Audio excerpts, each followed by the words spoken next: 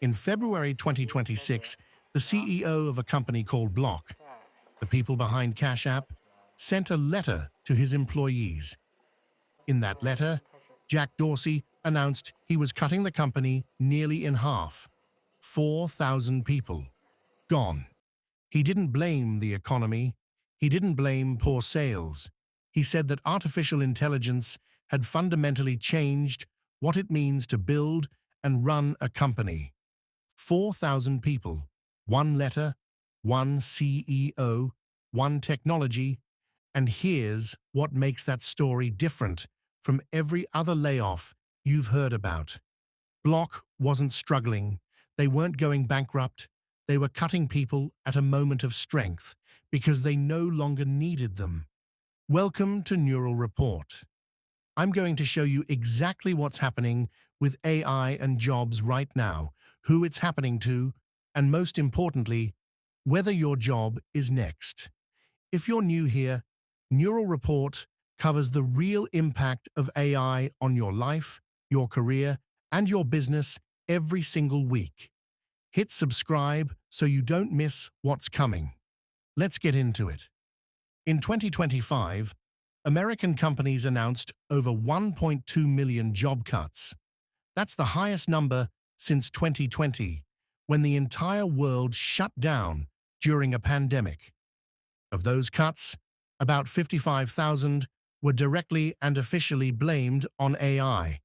That's more than 12 times the number of AI-related layoffs from just 2 years earlier.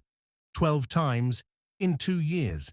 Some experts think the real number is much higher, because Deutsche Bank analysts gave this a name at the World Economic Forum in January 2026. They called it AI redundancy washing. That's when a company lays off workers for normal business reasons, but publicly blames AI instead, because it sounds better to investors. Think about what that means. AI has become so powerful as a concept that companies are using it as a cover story for firing people.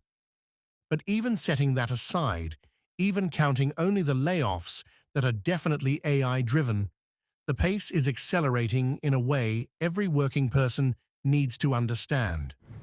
Salesforce cut 4,000 customer support jobs. Their CEO, Mark Benioff, publicly stated that AI now handles up to half of all the work at his company. Half. Amazon announced plans to cut 16,000 corporate jobs, with CEO Andy Jassy saying the company would need fewer people doing some of the jobs being done today. Accenture cut 11,000 roles tied directly to AI, changing the work inside their business. Microsoft, HP, Workday, McKinsey. These are not struggling startups. These are the most powerful companies in the world, and they are all, right now, replacing human workers with AI. Now here's where most coverage stops. Scary headlines and no explanation. We're going a level deeper, because understanding how AI actually replaces jobs tells you which jobs are safe and which aren't. An AI system doesn't replace a job the way a machine replaces a factory worker. It doesn't sit at your desk and do your exact job. What it does is more subtle and more dangerous. It breaks your job into tasks. Think about a customer service rep. Their job sounds human, talking to people, solving problems, but about 80% of those conversations follow predictable patterns. Someone forgot their password. Someone wants a refund. Someone's package is late. AI doesn't need to be smarter than the human to replace them. It just needs to handle those routine interactions faster, cheaper, and without ever calling in sick. That's exactly what happened at Klarna. They deployed an AI chatbot that handled 2.3 million customer conversations, the equivalent of 700 full-time employees, handled by software. The same logic applies across nearly every profession. A paralegal researches case law and drafts documents. AI searches millions of legal documents in seconds. One analysis estimated 80% of paralegal tasks could be automated by 2026. A junior accountant reconciles spreadsheets and flags discrepancies. AI does that in real time, continuously, without error. A graphic designer produces logo variations and marketing materials. AI generates hundreds of professional options in the time it takes a human to open their design software. The pattern is consistent. The more your job involves processing information and producing predictable outputs, the more vulnerable you are. So which jobs are actually declining right now? Not in theory, in real hiring numbers. Writers and content producers dropped sharply. Graphic designers and photographers down more than 30%, in some categories over 2 years. Medical scribes dropped 20% in a single year because AI now listens to patient conversations and writes the clinical notes automatically. Entry-level tech jobs are being hit hard. One senior engineer, using AI tools, can now do what used to take a team of 5. Wall Street banks plan to cut approximately 200,000 jobs over the next 3 to 5 years.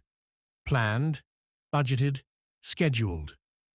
And the group nobody is talking about, middle managers. One analysis found 20% of organizations plan to eliminate over half their middle management positions by end of 2026. Middle managers organize information, coordinate teams, and report up the chain.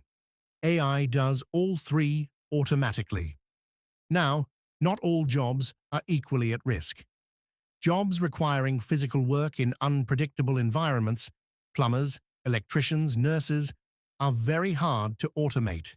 You can't send an AI to rewire a house or hold a patient's hand. Jobs requiring genuine human judgment in emotionally complex situations, therapists, teachers, senior executives, are significantly more resistant. 40% of young graduates are now choosing trades specifically because they see them as AI resistant. That's not a coincidence. That's people reading the data. Here's something most coverage leaves out entirely. Some companies that loudly replaced workers with AI are now quietly hiring them back. Klarna, the same company that replaced 700 employees with a chatbot, started rehiring humans in 2025. Why? Because when situations got complicated, when customers were upset, when real judgment was needed, the AI fell short. A Gartner study found 50% of companies that cut customer service staff for AI will rehire for similar roles by 2027. And Harvard economists documented something else. When companies adopt AI, they don't just fire people, they quietly stop hiring new ones. Entry-level hiring at big tech companies dropped more than 50% over 3 years. The jobs didn't disappear overnight. The door just stopped opening. No announcement, no explanation, just silence. So what do you actually do with this? Figure out your task breakdown, not your job title. Ask which parts of your daily work a machine could do, not whether your entire job is at risk. The more routine and information-based those tasks are, the more vulnerable you are. Learn to use AI as a tool. Workers with AI skills are being paid up to 56% more than peers in identical roles without those skills. The people being let go first are the ones with no idea how to work alongside the technology. If you're a business owner, what's happening inside Amazon and Salesforce is coming to businesses of every size faster than most people expect. The question isn't whether to use these tools, it's whether you use them before your competitor does. And stay informed. The gap between people who understand what's happening and people who don't is widening every single month. AI is not going to eliminate all jobs overnight. The most extreme predictions have been wrong before. But something real is happening. The pace is accelerating. The companies doing it aren't hiding it anymore, and the workers being hurt most are often the youngest, the ones who did everything right and found that the rules changed while they were still in school. The question isn't whether AI will change your working life. It already is. The question is whether you'll be the person who saw it coming. This is Neural Report. If this opened your eyes, subscribe. We cover what AI is actually doing to the world around you every single week. In plain English, hit like, drop a comment telling us what industry you're in. We read every single one, and we'll see you in the next one.